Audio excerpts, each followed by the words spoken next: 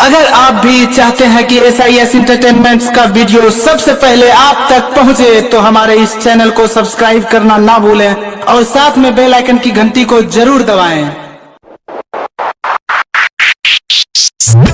परजीत बार अलबेला music.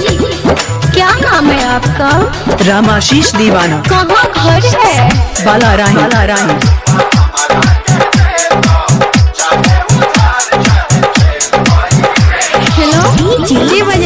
Ramashish दीवाना। की हाल चाल है? अरे दैछी के छौरी तू सबके उधार गे हमरा किए लागै छी फटकार है तमकई बेच के चुम्मा गे मकई बेच के चुम्मा ले बाई साख में चाहे तू दे में 1.5 लाख में मकई बेच के चुम्मा ले बाई साख में चाहे दे में 1.5 लाख में। DJ रामाशीष दीवाना बस्ती बालाराही। हेलो की बजै छी? रामाशीष दीवाना। की हाल चाल है? शिव नारायण सीतामढ़ी।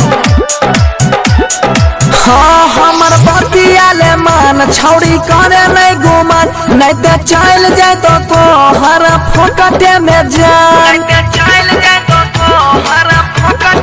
हाँ हमर बतिया ले मान इतना करे नहीं गुमान नहीं तो चल जाए तो छौड़ी तो हर फोकटे में जान। कंप्लेन भाले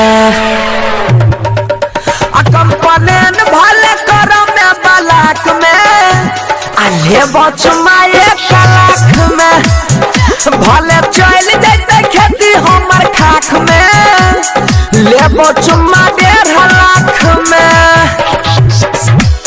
क्या नाम है आपका? रामाशीष दीवाना।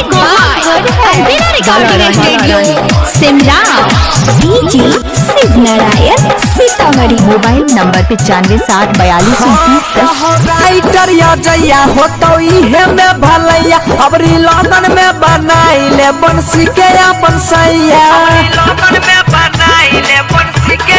हाँ सोनुआ जैया होतो इहे में भलैया अबरी लंदन में बनाई ले बंसी के अपन सैया। तोरा नथिया देबो गे सोना वाला नथिया देबो तोरा नाक में है अल्हे बचमा 1 लाख में भले चल जाते खेती हमर खाख में अल्हे बचमा 1.5 लाख में। क्या नाम है आपका? रामाशीष दीवाना। कहाँ घर है? बालाराही। डीजे शिव नारायण।